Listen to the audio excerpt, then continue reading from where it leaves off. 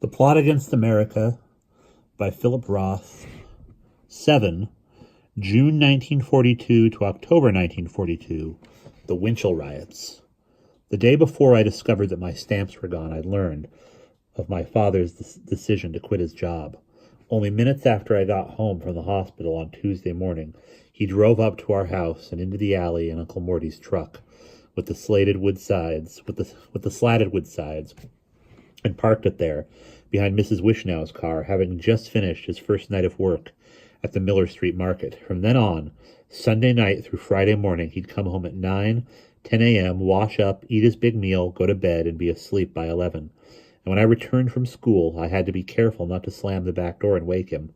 A little before 5 in the afternoon, he'd be up and gone, because by about 6 or 7, the farmers began arriving at the market with their produce. And then, anywhere from 10 p.m. to 4 in the morning, the retail grocers would be coming in to buy, along with the restaurant owners and the hotel keepers, and the last of the city's horse and wagon peddlers. He'd survived through the long night on a thermos of coffee and the couple of sandwiches my mother had prepared for him to take to work.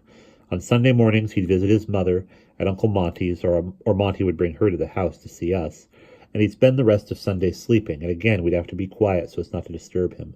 It was a hard life, especially since on occasion he had to drive out well before dawn to farmers in Passaic and Union counties and bring their produce in all by himself, if Uncle Monty could get a better deal that way. I knew it was a hard life, because when he got home in the mornings, he'd have a drink. Ordinarily, in our house, a bottle of Four Roses lasted for years. My mother, a caricature of a teetotaler, couldn't stand the look of a foaming glass of beer, let alone the smell of straight whiskey. And when did my father ever take a drink other than on their anniversary, or when his boss came for dinner and served him Four Roses on the rocks?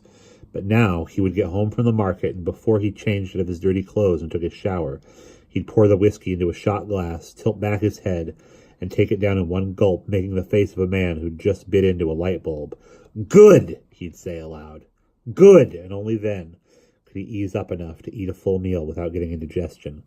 I was dumbfounded, and not only by the abrupt decline in my father's vocational status, not only by the truck in the alleyway, and the thick-soled boots on the feet of a man who had previously gone to work in a suit and tie and polished black shoes, not only by the preposterousness of his slugging down the shot and having his dinner alone at 10 in the morning, but by my brother as well, and his unforeseen transformation. Sandy wasn't angry any longer. He wasn't contemptuous. He wasn't superior acting in any way. It was as though he, too, had taken a blow to the head, but one that, instead of bringing on amnesia, had rejuvenated the quiet, conscientious boy whose satisfactions emanated not from his being a precocious big shot full of contrary opinions, but from that strong, even current of an interior life that carried him steadily along from morning to night, and that, in my eyes, had always made him genuinely superior to other kids his age. Or perhaps it was that the passion for stardom, along with the capacity for conflict, had been spent. Perhaps he had never possessed the necessary egotism, and was secretly relieved no longer having to be publicly stupendous. Or perhaps he just never believed in what he was supposed to be promulgating. Or perhaps, while I lay unconscious in the hospital, with a possibly life-threatening hematoma, my father had given him the talking to that had done the trick. Or perhaps, in the wake of the crisis he'd precipitated, he was merely concealing the stupendous self behind the old Sandy, masquerading, calculating, cleverly waiting and hiding until who knew what befell us next. At any rate, for now, the shock of circumstances had steered my brother back into the family fold.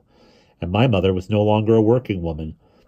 There wasn't nearly what she'd hoped to accomplish in the Montreal savings account, but enough to get us across the border and started in Canada if we should have to flee at a moment's notice. She'd left her job at Haynes no less expeditiously than my father had jettisoned the security of his 12-year affliction with the Metropolitan to foil the government's plans for our transfer to Kentucky and safeguard us against the anti-Semitic subterfuge that he, along with Winchell, understood a Homestead 42 to be. She was back running the household full-time and would once again be there when we came home for lunch and got home from school, and during the summer vacation, she'd be there to monitor Sandy and me so that we didn't again spin out of control owing to a lack of supervision.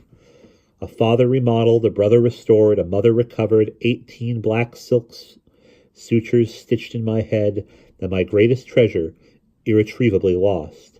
And all with a wondrous fairy tale swiftness, a family both declassed and rerouted overnight, facing neither exile nor expulsion, but entrenched still on Summit Avenue, whereas in 3 short months Selden, to whom I was helplessly yoked now that he was going to be around the neighborhood, reveling in having prevented me from bleeding to death while disguised in his clothes, Selden was shipping out.